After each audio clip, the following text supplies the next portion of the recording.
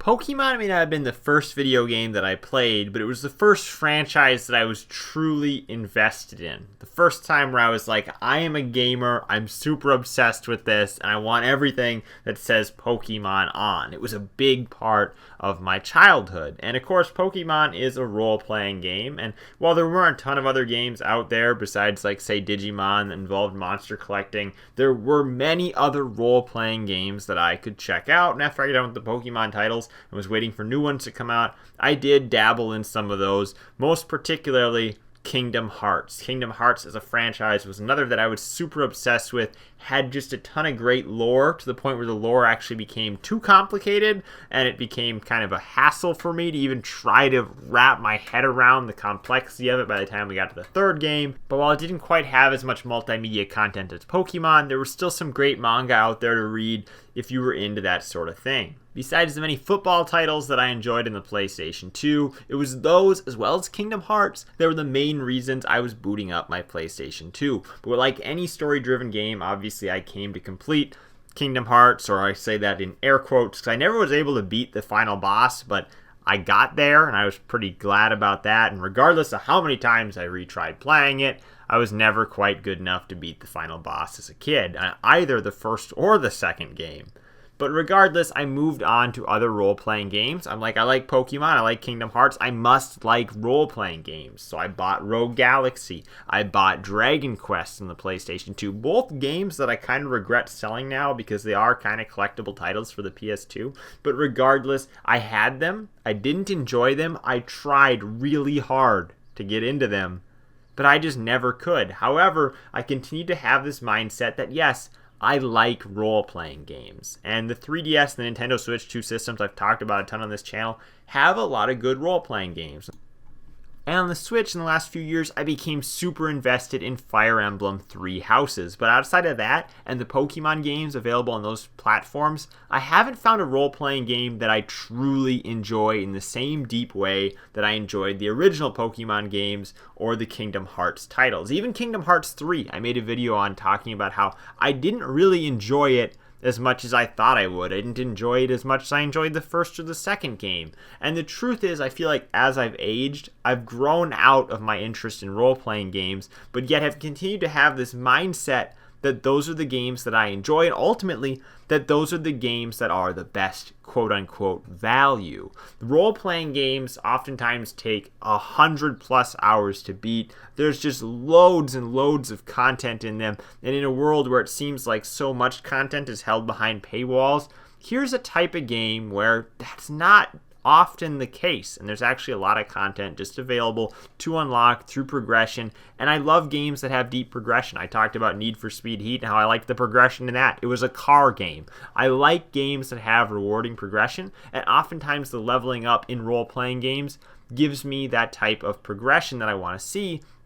But again, not one of these role-playing games has invested me in the same way that those did when I was a kid. While there may be some similar attributes and general ideas between role-playing games, most of them seem very tutorial heavy, and they want to introduce a lot of different mechanics to you right off the bat up front, as well as having slow play styles. Especially with the turn-based games, they're very slow rolling, and it's something that just does not hold my attention. I don't like games where it takes a long time for things to be explained to me, and maybe that's why I've gotten into racing games as of late for some reason, because I never thought I'd be saying that, but it's because the games are very predictable in nature. You boot up the game for the first time, you know what you're getting, you're not going to be hit with a prolonged tutorial. One of my least favorite things about Pokemon Legends Arceus was the fact that, like every other Pokemon game, it has this long tutorial that I have to slog through just to get to the actual game. And while Pokemon Legends Arceus did introduce some new gameplay styles that weren't in the traditional Pokemon games where everything was super predictable and I didn't need that tutorial whatsoever,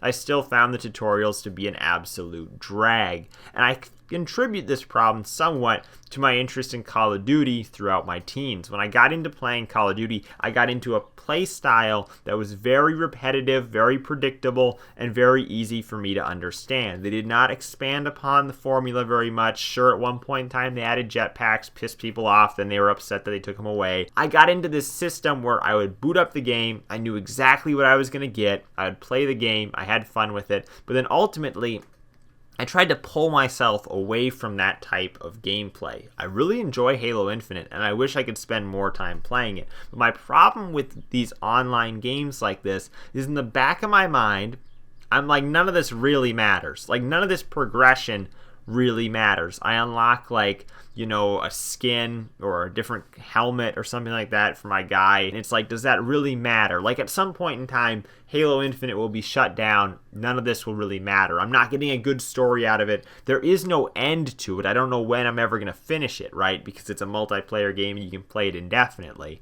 So I don't really have a clear roadmap of what I want to get out of this game. And when I don't have a clear roadmap like that, I feel like it's just kind of a waste of time. I mean, people could argue that playing any game is a waste of time, but at the end of the day, I've tried to continue to put myself in the mindset that I just have to play something that I enjoy. And really, nothing is a worse culprit than this of the Ultimate Team modes in these yearly sports titles, where you are unlocking cards throughout the year, and then at the end of the year, when the new game is going to come out, you basically need to buy the new game to keep up with everybody else.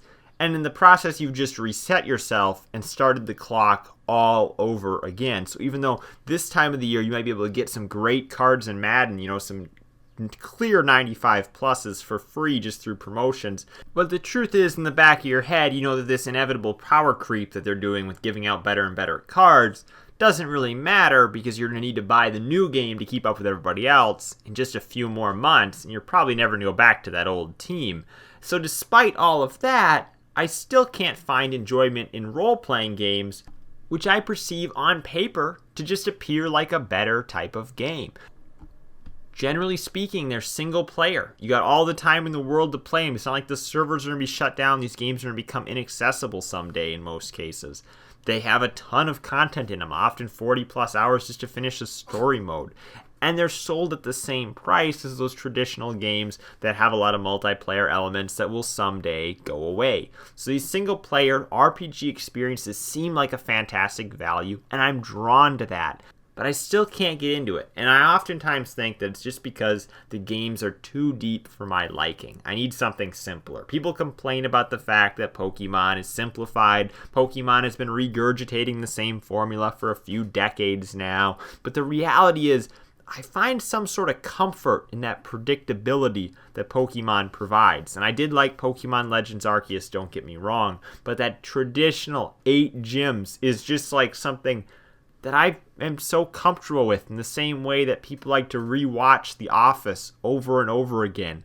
Gaming keeps moving forward, it keeps advancing, and that's a good thing. And that means we can have increasingly more complicated games. But I don't want to be overwhelmed by these super complicated mechanics and different control schemes and stat lines and all these things that just make role-playing games oftentimes feel very overwhelming to me. There's just too much that I have to know, and after a day at work where you're tired out, you don't want to come home and have to think this hard about the game that you're playing. I just want something that's easy for me to pick up and play. Don't get me wrong, I don't think role-playing games are bad. Obviously, there's a few franchises that I've deeply enjoyed over the years, but the reality is many of them, at least for me personally, don't draw me in the way that I guess I used to think they did. And I've kind of just burned out of it as I've grown up and I've gotten more and more busy, and gaming has become something that I still enjoy doing, but can't put 3 hours at one time into. Thank you guys for watching. I'm Bailey, and I will see you in the next video.